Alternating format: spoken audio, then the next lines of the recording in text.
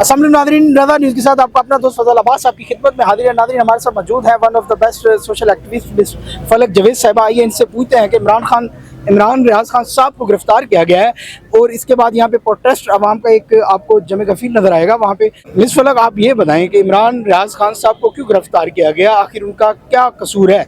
वो सच बोलते हैं, सवाल पूछते हैं, ऐसे सवाल पूछते हैं जिनके जवाब इनके पास नहीं है, ये देना नहीं चाहते, घबरा जाते हैं, डर जाते हैं। तो जब ये हो जाते हैं खौफजदा तो इस तरह पे काम शुरू कर देते हैं। मसला ये है कि जो वो सवाल पूछता है कि मुल्क का ये हाल किसने किया, आप जो कहते थे कि गद्दार हैं, आज वो आपके दोस्त हैं, जब ये सवाल पूछते हैं तो ये जवाब देते नहीं, बल्कि जो है फिर वो इस तरह के काम शुरू कर देते हैं, घबरा जाते हैं उनके सवालों से। But do you think that कि हमें अपनी जो बात है वो मतलब हम आम आवाम को जबान संभाल के बात करनी चाहिए, मेरा ख्याल है, ताकि बाद में हमें भुगतना ना पड़े। आप क्या कहती हैं? देखिए जी, ये कानून और आईन ने मेरा हक है, मुझे दिया है, मैं पूछ सकूं कि मैं जो टैक्स पे करती हूँ उस पर रिटर्न मुझे क्या मिल रहा है। ठीक है, आपने 3.5 साल मुल्क में इतने हमारे फौजी भाइयों की कुर्बानी देख के मुल्क में अमन कायम किया, खान साहब ने अमन कायम किया।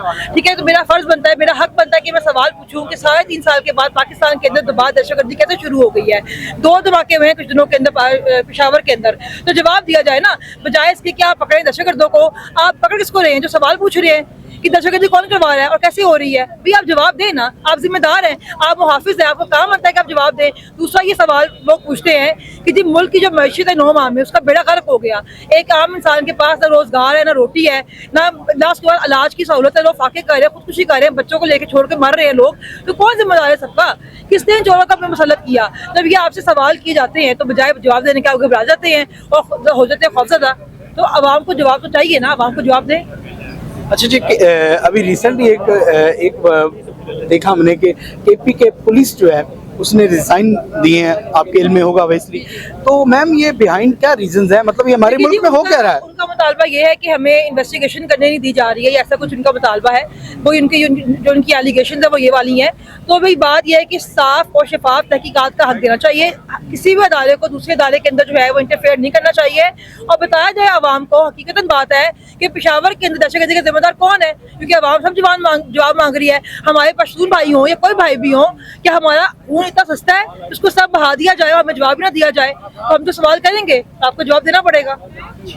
अच्छा, अभी इमरान रियाज खान साहब की गिरफ्तारी हुई, उसके बाद क्या कहते हैं शेख रशीद साहब को भी गिरफ्तार कर लिया गया। अभी ही कुछ दिन पहले, एक दिन पहले ही फवाद चौधरी साहब को मतलब जैसे रिहा किया गया, और अगले दिन ही अगले कुछ ही within I think 7 to 8 hours आपने जैसे देखा कि इतने बूढ़े इल्जाम लगा के गिरफ्तार करे ना, मुंशी के अहदिया गिरफ्तार कर दिया, किसी ने ओए के अहदिया गिरफ्तार कर दिया, किसी ने कहा कि हम सवाल पूछेंगे तो उसको गिरफ्तार कर लिया। मसला ये है कि इनके पास कोई वजह है ही नहीं, ये बिला वजह गिरफ्तार कर रहे हैं। इनका मकसद क्या है कि लोगों का ध्यान जो है, जो पाकिस्तान में असल मसाइल चल रहे हैं ना, मैशत की बदहाली जो है, गुर्बत है, महंगाई, बेरोजगारी जो है, खान साहब को जो इन्होंने ना हेल करने का प्लान बनाया हुआ है, तो ये लोगों का ध्यान हटाने के लिए लोगों को इस तरह के जो है ना बेमायनी मसलों में उलझा के रखते हैं, और कोई वजह नहीं है। Ms. Faruk Sahiba, in this critical situation, within 3 months, I think election is not possible.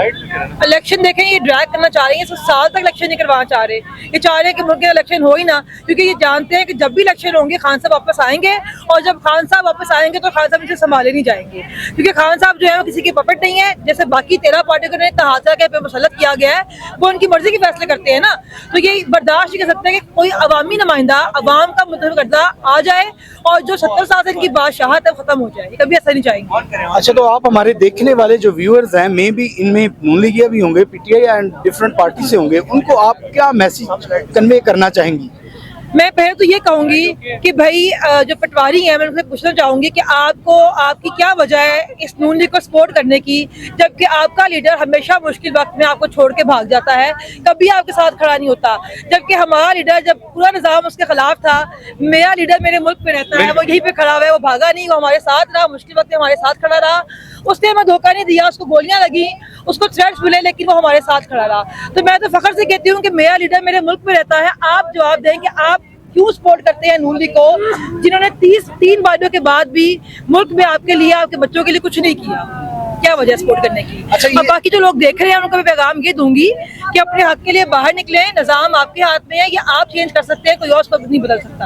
हाँ, ये जो अभी आपने स्लोगन बोला, मेरा लीडर मेरे मेरा लीडर मेरे मुल्क में रहता है, और ये ट्विटर पे भी काफ़ी हमें नज़र आया, पीटीआई के सपोर्टर्स ने लगाया हुआ था। इसके बिहाइंड क्या मतलब क्या क्राइटेरिया है, इसके बिहाइंड क्या मतलब स्ट्रगल है अपने खान साहब के लिए इस स्लोगन बनाने की, क्या मतलब एफर्ट, क्या वजह है? देखिए ये स्ट्रगल मेरी नहीं है, हमारे एक फ्रेंड है उमर मलिक, वो सिंगर है। एक्चुअली ये हम बैठे हुए थे स्पेस के ऊपर, तो वहाँ पे उन्होंने कहा कि मैं खान साहब के लिए कुछ बनाना चाहता हूँ। तो वहाँ पे एक बंदी आई, उसने कहा कि मेरा लीडर है मेरे मुल्क में है, ऐसा कुछ बनाएं। उस पे उमर मलिक ने बैठे बैठे वहाँ पे ये गाना तैयार किया ये वाला। और ये गाना जो उन्होंने तैयार किया, मेरा लीडर मेरे मुल्क में रहता है, इसकी ये जो लाइन है, ये सब पाकिस्तानियों की आवाज है, ये फख्र है हमारा, इसमें हम प्राउड फील करते हैं कि वाकई में हमारा लीडर हमें छोड़ के नहीं भागा। अब ये जो मेरी बात सुने, ये तो लाइन है उर्दू में। अब जो हमारे सिंधी भाई हैं, हमारे जो कश्मीरी बलोची जो कि उर्दू को समझ नहीं सकते, उन तक तो आपका मैसेज ही नहीं पहुंचा।